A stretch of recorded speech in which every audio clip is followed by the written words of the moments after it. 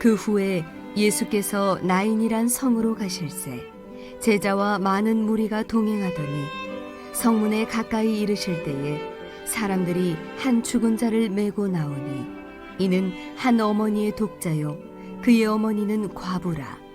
그 성에 많은 사람도 그와 함께 나오거늘 주께서 과부를 보시고 불쌍히 여기사 울지 말라 하시고 가까이 가서 그 관에 손을 대시니 맨 자들이 서는지라.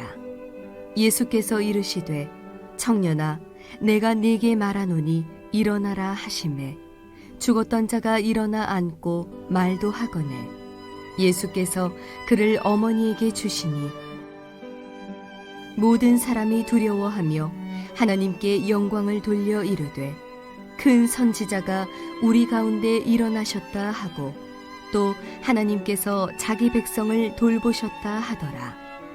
예수께 대한 이 소문이 온 유대와 사방에 두루 퍼지니라.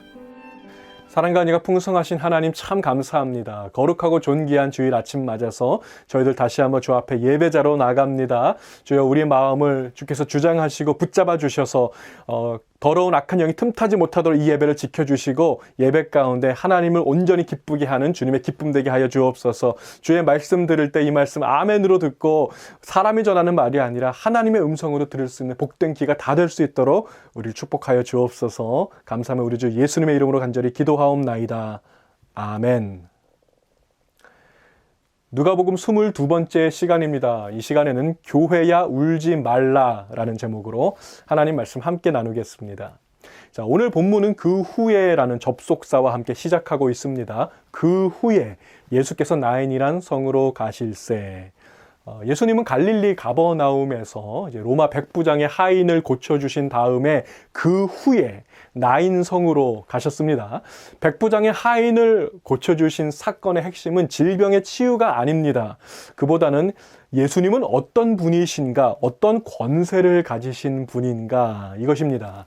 하늘과 땅과 만물을 다스리는 권세가 우리 주님께 있습니다. 온 우주 만물이 주의 말씀에 절대적으로 복종합니다. 주께서 가라면 가고 오라면 오고 멈추라면 멈추는 거예요. 너무나도 당연하게도 그 하인을, 백부장의 하인을 붙잡고 있던 그 질병의 세력조차도 예수님의 말씀 앞에 항복하고 두 손 들고 복종할 수밖에 없습니다. 자, 이 놀라운 영적인 진리를 명확하게 깨달은 사람이 있었죠. 백부장은 믿음의 고백을 주님께 드리죠. 말씀만 하옵소서. 주님, 말씀만 하시면 그대로 될 것을 믿습니다. 자, 바로 이 사건 직후에 이제 오늘 본문에 나오는 나인성 과부의 그 죽은 아들을 살리시는 사건이 이어지게 되는 것입니다. 이 두 가지 사건은 그 후에라고 하는 요 접속사로 연결이 되어 있습니다. 왜냐하면 두 사건을 관통하고 있는 핵심 메시지가 동일한 메시지이기 때문이죠. 무엇입니까? 주의 말씀의 권세입니다. 말씀의 권세. 자, 첫 번째 사건에서는 주의 말씀의 권세는 질병의 근원까지 다스리십니다. 오늘 두 번째 사건에서는 주의 말씀의 권세는 죽음의 세계까지 통치하십니다. 성경에 보시면 예수님이 죽은 자를 살리시는 장면이 3번 나와요. 먼저 오늘 나인성 과부의 아들을 살리시는 사건. 자, 그리고 요 다음 장에서 누가복음 8장에서 회당장 야이로의 딸을 살리시는 사건, 그리고 죽은 나사로를 살리시는 사건입니다. 자, 그 중에서도 오늘 나인성 과부의 아들을 살리시는 이 사건은 예수님이 처음으로 죽음의 세계를 통치하시는 그 권세를 세상에 드러내시는 대단히 중요한 장면이 됩니다. 오늘 본문 11절에 보시면 제자들과 많은 무리가 동행했다고 했습니다. 그 후에 예수께서 나인이란 성으로 가실새 제자와 많은 무리가 동행하더니 아마도 백부장의 하인을 고치신 그 사건으로 인해서 예수님의 인기가 좀 많아진 것 같습니다. 주님을 따르는 무리가 숫자적으로도 대폭 증가했을 것이라고 우리가 추측할 수 있다는 것이죠. 이토록 많은 무리가 함께 이동을 하는데요. 지도를 보니까 가버나움에서 나인성까지 그 거리가 남서쪽으로 25마일 정도 떨어진 거리에 위치하고 있습니다. 자, 그러니까 성인 남자가 걸어서 가면 한 7시간에서 8시간 정도 걸리는 그런 거리가 됩니다. 자, 이 많은 무리와 함께 예수님이 이제 나인성 성문 앞에 도착을 했습니다. 바로 그때 같은 시간 성문 안에서부터 걸어 나오고 있는 또 다른 무리들이 있었어요. 자, 그러니까 두 무리가 딱 마주치게 되었다는 것입니다. 저쪽 무리를 보니까 죽은 사람의 시체를 담은 관을 메고 이렇게 걸어오고 있습니다. 그리고 그 뒤로는 죽음을 애도하는 사람들의 행렬이 줄지어 나오고 있는 거예요. 본문 12절을 다시 보겠습니다. 성문에 가까이 이르실 때에 사람들이 한 죽은 자를 메고 나오니 이는 한 어머니의 독자요 그의 어머니는 과부라. 그 성에 많은 사람도 그와 함께 나오거늘. 자, 성문 안에서부터 나오는 그 수많은 사람들, 그 등장인물을 하나하나 살펴보면 먼저 죽은 사람의 시체가 있습니다. 자, 그리고 그의 어머니가 있다고 했죠. 그 어머니가 옆에서 울고 있습니다. 이 어머니는 과부라고 했습니다. 자, 시체가 들어있는 관을 메고 가는 사람들도 있었을 것입니다. 또 그 성에 사는 많은 사람들이 함께 나오고 있습니다. 자, 그리고 하나 더 있습니다. 본문을 잘 살펴보세요. 누구일까요? 죽음입니다. 사망입니다. 히브리서 2장 14절 보시면 사탄을 가리켜서 죽음의 세력을 잡은 자라고 했습니다. 사망의 세력을 잡은 자, 사탄도 분명히 거기에 있었다는 거예요. 자, 사탄이 죽음의 세력을 이끌고 나오고 있는데 바로 그 앞에 생명의 세력을 이끄는 분 예수 그리스도가 나타나신 것입니다. 엔카운터, 서로 만나게 된 것이죠. 두 세력이 딱 마주쳤습니다. 자, 어떤 예수님의 세력과 사탄의 세력 정면 대결이 펼쳐지려고 하는데 사실 이 대결은 어이가 없을 정도로 아주 싱겁게 끝나버리고 말죠. 주의 권세 있는 말씀 한마디에 완벽하게 정리가 됩니다. 청년아 일어나라. 청년아 일어나라. 이 말씀의 권세 앞에 죽음도 사탄도 벌벌 떨고 아무것도 못하고 효력을 다 잃어버리게 됩니다. 이 권투 있잖아요. 복싱으로 치면 라운드 1 딱 시작하자마자 1초 안에 KO 된 것과 마찬가지 아니겠습니까? 자, 여러분, 이것이 바로 우리 주님의 말씀의 권세입니다.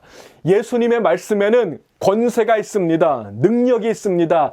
사탄의 세력, 사망의 세력을 벌벌 떨게 하시는 분, 우리 주 예수님은 죽음의 세계까지 통치하고 계심을 믿으시기 바랍니다. 자, 여기까지가 나인성 과부의 아들을 살리신 사건의 어떤 메인 포인트였다면 저는 조금은 다른 관점으로 오늘 사건을 좀 바라보고 싶습니다.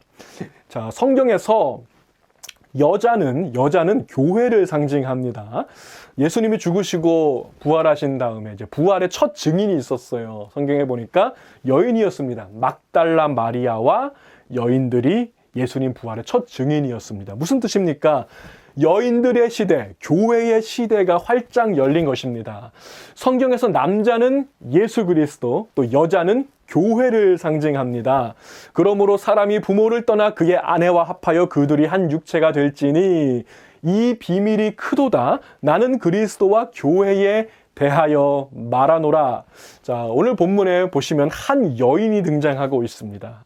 자, 교회를 상징하는 이 여인을 보십시오. 어떤 상황에 있습니까? 이 여인이 당한 슬픔과 고통이 얼마나 큰지를 아주 단적으로 보여주는 대목이 두 가지가 있습니다. 첫 번째, 이 여인을 가리켜서 과부라고 했습니다. 과부. 자, 과부는 남편을 잃어버린 여인이죠. 사실 요즘 과부하고 지금 2000년 전의 과부는 좀 형편이 많이 다를 것입니다. 대단히 어려운 형편에 놓여 있다는 뜻일 것입니다. 경제적으로 살 길이 막막하다는 것입니다. 앞뒤가 꽉 막힌 답답한 상황이라는 것입니다. 보호받지 못하고 위험에 노출되어 있다는 것입니다. 아무도 지켜줄 사람이 없습니다. 자, 두 번째, 이 여인에게는 아들이 하나 있었어요. 이는 한 어머니의 독자요. 남편이 없는 여인에게 있어서 하나밖에 없는 아들은 어떤 의미였을까요? 자, 유일한 소망이었을 것입니다. 미래의 전부였을 것입니다. 비전이요, 꿈이었을 것입니다. 그런데 그 아들마저 죽었다는 거예요. 미래가 사라진 것입니다. 이제 이 여인이 의지할 대상은 세상에 아무도 없습니다.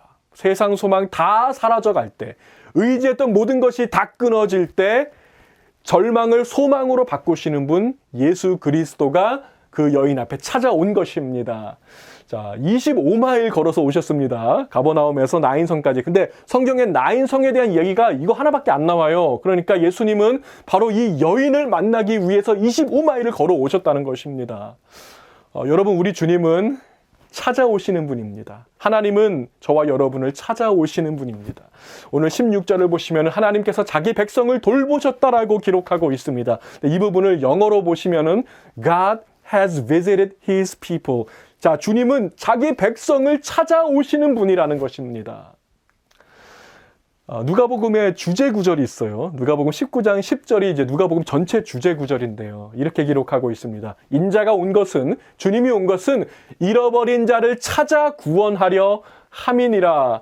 잃어버린 저를 찾으시고 잃어버린 여러분을 찾으시려고 25마일이 아니라 하늘에서 이 땅으로 내려오셨습니다. 우리 주님은 오늘도 잃어버린 자들을 찾고 계십니다. 찾아내실 것입니다. 그들을 구원하실 것입니다. 그래서 누가복음에 보시면 잃어버린 것을 찾는 이야기가 그렇게 많은 거예요. 잃어버린 한 마리의 어린 양을 찾으십니다. 잃어버린 하나의 동전을 찾으십니다. 잃어버린 아들을 찾는 이야기도 기록되어 있습니다. 누가복음의 주제는 잃어버린 자를 다시 찾으시는 하나님의 마음인 것입니다. 자, 오늘 본문 다시 돌아와서 13절 보시면요. 예수님께서 이 과부를 주목하여 보시고 그를 불쌍히 여기셨다고 했습니다. 자, 이것은 단순히 그 아들이 죽은 어떤 슬픔 때문에 불쌍히 여기셨다는 뜻이 아닙니다. 앞으로 의지할 사람 하나 없이 이 험한 세상을 살아가야 할 그 여인의 어려운 형편과 그 미래를 바라보시면서 주님은 그 여인을 불쌍히 여기셨다는 것입니다. 자, 13절 말씀을 NIV 영어 성경으로 보시면요. 불쌍히 여기셨다는 말을 의역으로 표현했어요. 자, 어떻게 표현하고 있냐면 잘 들어보세요. His heart went out to her. His heart went out to her. 자, 주님의 마음이 그 여인의 마음 속으로 들어갔다라고 표현하고 있습니다. 참 재밌는 표현이죠. 내 마음이 너의 마음으로 들어가는 것. 자, 이것이 compassion입니다. 자, compassion은 내 마음을 끄집어내서 상대방의 마음 속으로 들어가는 작업을 말하는 것입니다. 저는 이 대목을 읽다가 눈에 눈물이 고이고 회개가 터져 나왔습니다. 인생의 처절한 아픔을 겪고 있는 사람, 소망 없는 미래를 앞두고 있는 한 사람을 향해서 오늘 주님이 보여주고 계신 진짜 컴패션 앞에서 제 안에, 제 속에 오랫동안 잠재되어 있었던 가짜 컴패션, 위선적인 컴패션의 정체가 드러났다는 것을 깨닫게 된 것입니다. 저는 지금까지 여러 번 장례 예배를 인도할 기회가 있었는데요. 사실 목회자로서 최고의 특권 중에 하나는 장례 예배를 인도하는 것이 아니겠습니까?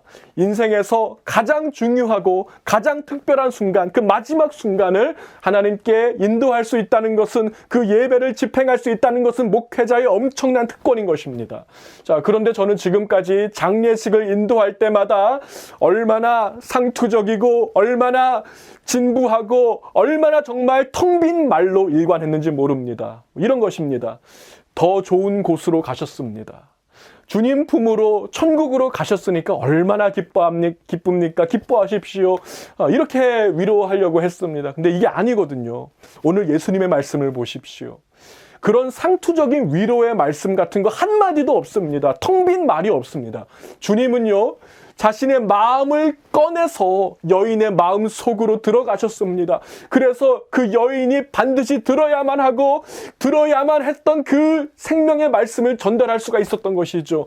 주님의 컴패션의 능력을 온전히 보여주는 권세 있는 말씀. 자, 두 가지 말씀 살펴보겠습니다. 먼저 첫 번째 주님의 말씀은 울지 말라. 여인아, 울지 말라.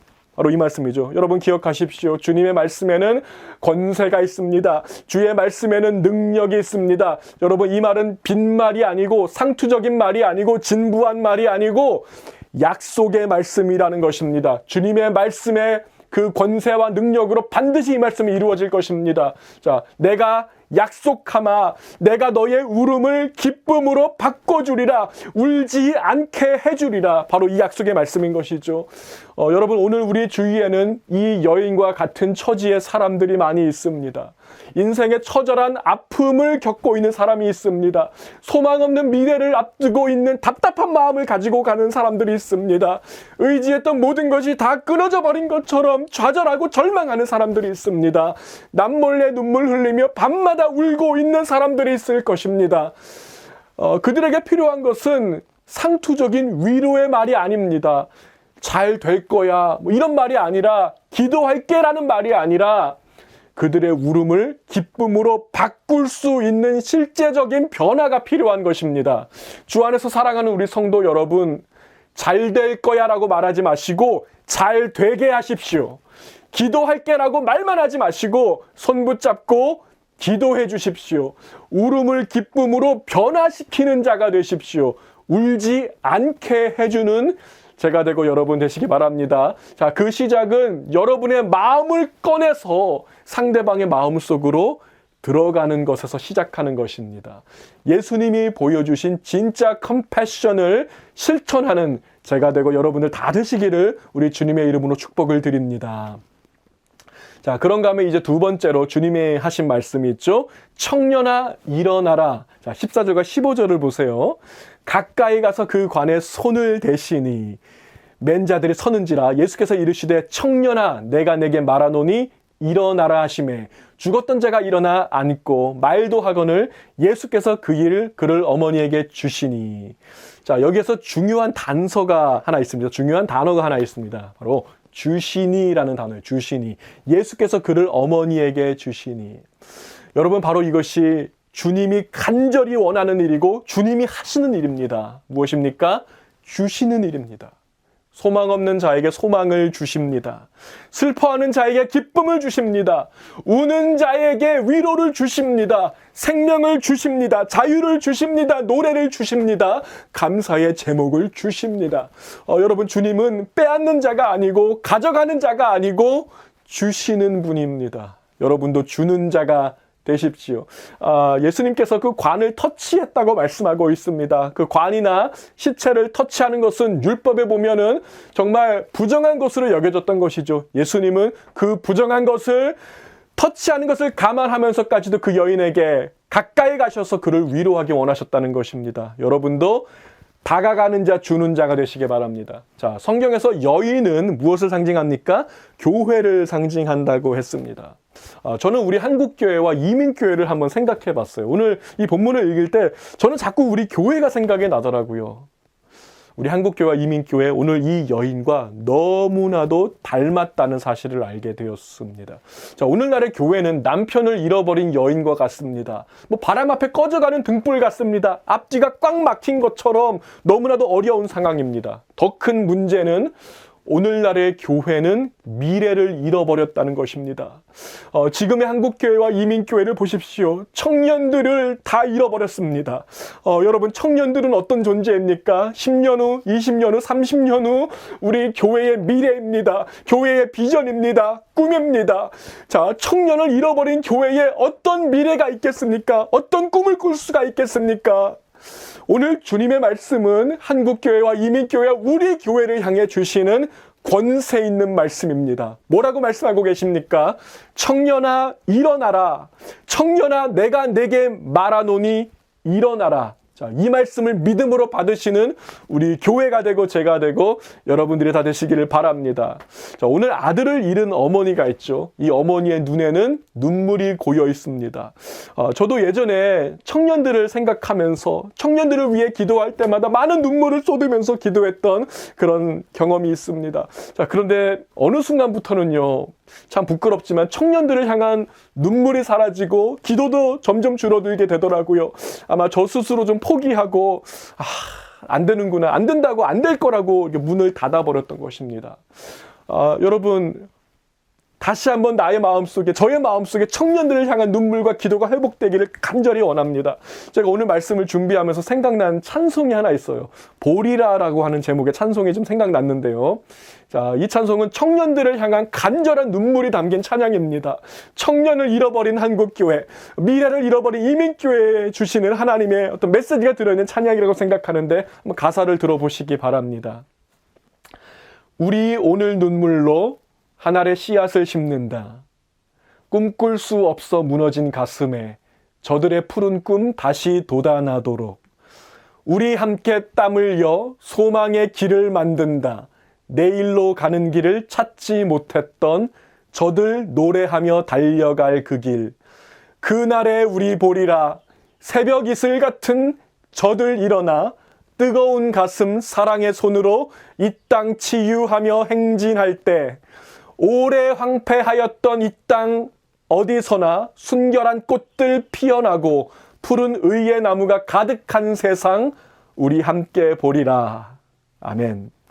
여러분, 주님의 권세 있는 말씀을 들려준다면, 그들에게 들려준다면, 청년들에게 들려준다면 죽었던 청년도 다시 벌떡 일어날 수 있다는 것을 여러분 믿으시기 바랍니다. 새벽 이슬 같은 이 청년들의 어깨에 우리 한국교회와 이민교회의 미래가 달려 있습니다. 주 안에서 사랑하는 우리 성도 여러분, 그들을 향한, 청년들을 향한 거룩한 눈물을 회복하십시오. 여러분의 눈물로 소망의 씨앗을 심으십시오. 오래 황폐하였던 이 땅 어디서나 순결한 꽃들 피어나고 푸른 의의 나무가 가득한 세상 우리 함께 보게 될 것입니다. 자, 오늘 주님은 저와 여러분에게 말씀하고 계십니다. 그 권세 있는 말씀으로 말씀하고 계십니다. 울지 말라. 울지 말라. 근데 여러분 이 말씀에 담긴 역설이 보이십니까? 이 말씀 굉장히 역설적이죠. 여러분 누구에게 울지 말라고 말할 수 있습니까? 우는 자에게 울지 말라고 말하는 거예요. 우는 자에게 이 말씀을 주신 것입니다. 울지 말라. 내가 너의 울음을 반드시 기쁨으로 바꾸리라.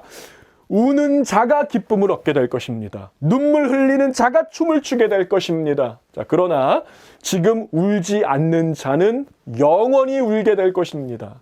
잃어버린 우리의 자녀들과 우리의 청년들과 우리의 다음 세대를 위한 거룩한 눈물의 씨앗을 심지 않는 교회는 영원히 울게 될 것입니다. 여러분, 지금 울어야 됩니다. 지금 우십시오. 지금 눈물을 흘리십시오. 지금 거룩한 씨앗을 심으십시오. 주님이 눈물 닦아주시는 그날이 오기를 간절히 기다리며 울지 말라고 말씀하시는 주님의 음성 듣기를 사모하며 푸른 의의 나무 가득한 세상을 꿈꾸는 제가 되고 여러분들 다 되시기를 우리 주님의 이름으로 축복을 드립니다. 기도하시겠습니다. 사랑해 주님 은혜와 사랑에 감사를 드립니다. 하나님, 우리 한국교회, 이민교회, 아버지 주의 몸된 교회들을 바라봅니다. 오늘 본문에서 우리가 함께 만났던 이 여인처럼 아들을 잃어버리고 남편을 잃어버리고 미래를 잃어버린 바로 이 여인과 같이 답답한 마음을 갖고 있는 아버지 우리 교회를 바라봅니다. 주님, 우리 교회를 향해서 말씀하시는 주님의 음성, 청년아 일어나라, 울지 말라고 말씀하시는 그 주의 음성을 오늘 우리 교회에 들려주시옵소서. 아버지, 그래서 그 음성으로 인해서 권세 있는 말씀이 효력 있게 작용하고 역사하여서 우리 교회가 다시 일어나게 하시고 눈물이 닦임받게 하시고 회복되게 하시고 힘을 얻게 하시고 다시 한번 하나님의 꿈을 꾸고 비전을 품는 교회들이 될 수 있도록 인도하여 주시옵소서. 아버지, 잃어버린 청년들을 다시 주님의 품으로 품을 수 있는 교회가 되게 하여 주옵소서. 아버지, 잃어버린 우리 다음 세대를 품고 눈물 뿌려 기도하는 가운데 울지 말라고 말씀하시는 우리의 주님의 음성을 들을 수 있는 우리 교회가 될 수 있도록 인도하여 주시옵소서. 지금은 우리 주 예수 그리스도의 은혜와 하나밖에 없는 아들까지도 온전히 내어주셔서 우리를 구원하신 하나님 아버지의 무한하신 그 사랑하심과 성령 하나님의 교통하심과 함께 하심이 오늘 거룩한 눈물을 회복하며 눈물의 씨앗을 심는 가운데 울지 말라고 말씀하시는 주님의 그 음성 간절히 사모하는 거룩한 주의 백성들 머리머리 위에와 가정과 자녀와 사업과 다음 세대들 위에 지금부터 영원까지 함께 하시기를 간절히 축원하옵나이다. 아멘.